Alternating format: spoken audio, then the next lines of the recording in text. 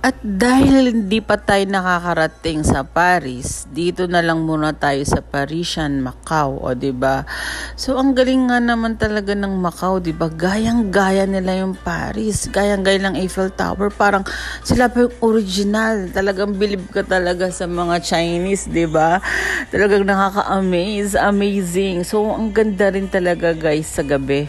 Ang gandang tignan ng mga lights to mga Parisian, Londoner, Studio City, 'di ba? Venetian, maganda sila sa gabi, guys. So ito nga palang Eiffel Tower dito sa Parisian. So pwede kang tumaas diyan, guys. So 75 HKD yung bayad o pera ng Macau MOP yung bayad dyan sa Eiffel Tower. So kami, may observation deck dyan. So libre naman makapunta dyan. Dyan ka lang sa may second floor o fifth floor dyan sa may dyan sa Parisian. So ayan nga, gumagabi na guys. So ang ganda talaga siya pag may ilaw. Diba the best? So yun na nga, para makapunta dito sa Parisian na to guys, kailangan mong sumakay ng 26A. O, dyan ka bababa sa Londoner, guys. Pag baba mo dyan, ayan, makikita mo na yung Parisian na yan at saka Londoner. So, magkatapat lang sila, guys. Saka Studio City. So, kung pabalik ka na ng Hong Kong, dyan ka bababa, dyan ka sasakay sa may Studio City, katabi lang ng Parisian. So, 101X ang sasakyan mo, guys, pabalik na ng Hong Kong. So yun, talagang amazing. Wow, amazing, di ba? Dati na-amaze lang ako sa Hong Kong. Ngayon, na-amaze na ako sa Macau. Grabe. Alam nyo ba, nung March lang ako nakapunta ng Hong Kong. At saka, alam nyo ba, hindi ako makatulog. Talagang, namimiss ko ang Disneyland. Sobrang ganda. Talagang naano ko yung Disneyland na parang panaginip talaga. The happiest place on earth. Pero ngayon, ang ganda-ganda ng Macau. So, hindi naman ako makaget over sa Macau. Ang ganda ng Macau. Akalain mo, pwede kong nasa Macau ka lang, pero para ka na rin nakapunta ng Europe, di ba? Ang sarap lang sa pakiramdam na makapunta ka sa place na to, di ba?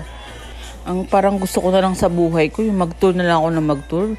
Wag na lang magtrabaho. Mag-tour na lang ako makapunta sa iba't ibang lugar. Ang sarap siguro ng ganyang buhay. Pero dahil pobre tayo, kailangan nating magtrabaho at babalik sa Pinas at magtrabaho para makapag-tour naman tayo sa Europe, diba? At para totoo na ang aking ipopost. So, dito naman yan guys, sa entrance ng Parisian. So, ayan, nagkawala-walaan nga kami dyan. Pero okay lang guys, at least may trail. So, nasa sa inyo naman yun kung gusto nyong mag-avail ng tour guide. Pero kami guys, talaga nag-DIY lang kami. Pero kaya naman, kayang-kaya namin. So, kapag nag-tour guide kami, di sana pangkain na lang namin yun. Nakaya namin guys, kung nakaya namin, di kaya nyo rin. Parang alam nyo ba sa Facebook, magtatanong ako kung paanong guide makapunta ng Macau. Walang sumasagot ng maayos. Alam mo, kasi syempre kailangan ko mag-research bago pumunta sa place na yan, bago pumunta ng Macau.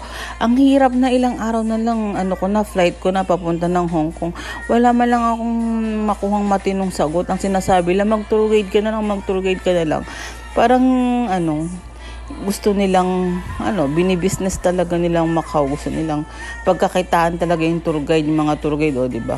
Pero talaga nag-insist kami ng friend ko na mag-DIY kami. So ito nga naman malapalasyo, di ba? Parang feel ko isa akong prinsesa. Di pa ganyan-ganyan na lang ako ang ginagawa ko sa buhay ko. Feel ko prinsesa lang ako, di pa upo-upo lang ako diyan. So yun na nga guys, na-enjoy na lang namin yung moment na to, diba? Kasi libre yan guys, wala kaming babayaran dyan. So maganda nga naman sa Parisian yung Team Love. Kaso ang mahal, 288 HKD ang mahal. So hindi namin napaghandaan.